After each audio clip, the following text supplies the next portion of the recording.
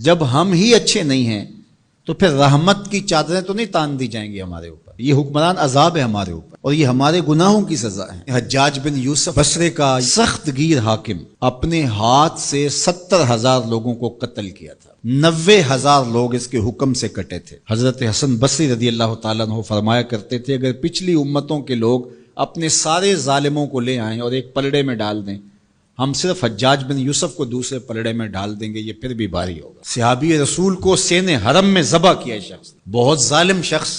تو کسی نے جرت کی، جرت کرنے والے ہر دور میں ہوتے ہیں، اور کہا کہ تو نے حضرت عمر کا زمانہ دیکھا ہوا ہے، اگر تو بچہ تھا اس وقت، ان جیسا انداز حکمرانی کیوں اختیار نہیں کرتا، اتنا بڑا ظالم کیوں ہو گیا تو حجاج بن یوسف نے جو جواب دیا وہ 2 لفظوں میں تھا. اس نے کہا تبازروا اتعمر لکم، تم ابو ذر بن جاؤ میں عمر بن جاتا ہوں. جب عوام اچھی نہیں ہوگی تو پھر یہی اوپر ہوگا. جب میں کہتا ہوں الہی میرے احوال دیکھ، حکم ہوتا ہے اپنا نامہ اعمال دیکھ. اور ایک روایت میں ہے اعمالکم امالکم، تمہارے اعمال ہی تمہارے امال ہیں، جس طرح کے عمل ہوں گے اس طرح تمہارے اوپر مسلط کر دیے جائیں گے. بندہ سمجھتا ہے کہ یہ آ جائے گا تو شاید یہ اچھا ہوگا، یہ آئے گا تو شاید یہ اچھا ہوگا. ایسے کافی دیر پہلے ایک حکومت گئی، پھر اس کی بعد دوسری آئی، تو وہ کوئی صحافی تھے تو مجھے کہنے لگے کہ آپ کیا اس پر کہتے ہیں؟ تو میں نے کہا کہ ہم نے پھولوں کی آرزو کی تھی، آنکھوں میں موتیا اتر آیا.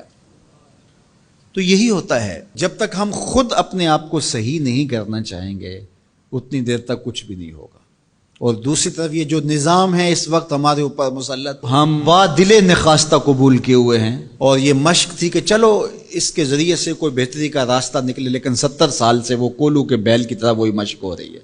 سیاستدانوں کو تو یہ مسئلہ ہے کہ جمہوریت بڑی مقدس ہوتی ہے، ہمیں تو کوئی مسئلہ نہیں ہے کہ ہم اس کے قصیدے پڑھتے پھریں. جمہوریت ہے کیا؟ اقبال نے کہا تھا کہ یہ راز ایک مرد فرنگی نے کیا فاش، ہر چند کے دانا اسے کھولا نہیں کرتے. جمہوریت ایک طرز حکومت ہے جس میں بندوں کو گنا کرتے ہیں، تولا نہیں کرتے. چاہے ایک طرف 100 گدھے ہو جائیں اور دوسری طرف جو ہیں وہ سمجھدار ترین علماء ایک طرف ہوں، تو وہ گدھوں کی بات مانی جائے گی. جمہوریت تو یہی ہے نا. اور ہم صرف ملک کے معاملات کے اندر جمہوریت کی رٹ لگاتے ہیں، باقی معاملات کے اندر ہم نے کبھی جمہوریت نہیں دیکھی. جب بیٹے کا رشتہ کرنے لگتے ہیں تو گھر کے افراد کو بلا کے، رشتہ داروں کو بلا کے ووٹنگ کرواتے ہیں، یا صرف گھر کے 5-4 وہی جو صاحب رائے لوگ ہوتے ہیں وہی بیٹھ کے فیصلہ کرتے ہیں. میں اپنے اس ادارے کے اندر جو فیصلہ کرتا ہوں ووٹنگ تو نہیں کرواتا. آپ اپنی فیکٹری کے اندر جو فیصلے کر رہے ہوتے ہیں تو وہاں ووٹنگ تو نہیں کروا رہے ہوتے لوگوں کو. آپ جو بھی معاملات زندگی کے چلا رہے ہیں، رشتے کرتے ہیں بچوں کے، فیصلے کرتے ہیں، کوئی چیز خریدنی ہے، کوئی چیز بیچنی ہے، اس شعبے کے ماہرین کو بلا کے رائے لیتے ہیں،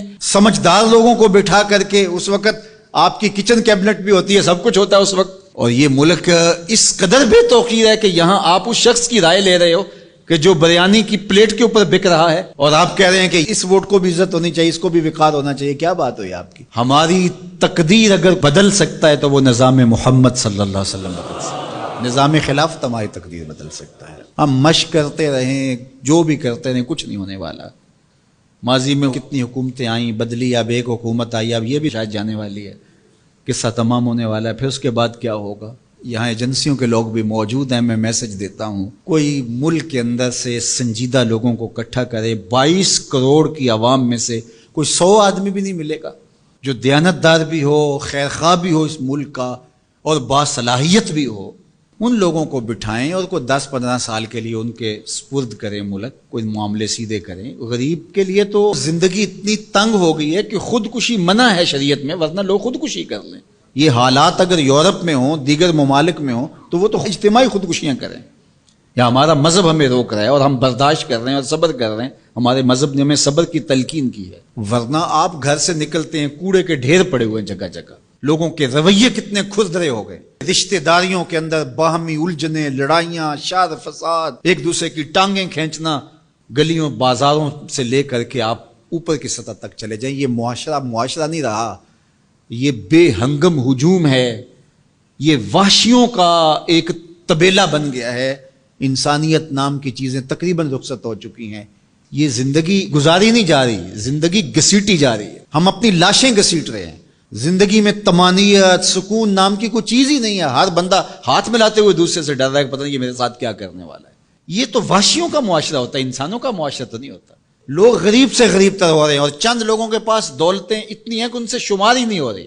اور نفس کی کمینگی بھی ختم نہیں ہو رہی. کھا گئے لوگوں کو لوٹ کے, لوگوں کا خون چوس گئے. وہ کبھی آپ نے کوا دیکھا ہے جو بچے کے ہاتھ سے بھی روٹی چھین لیتا ہے؟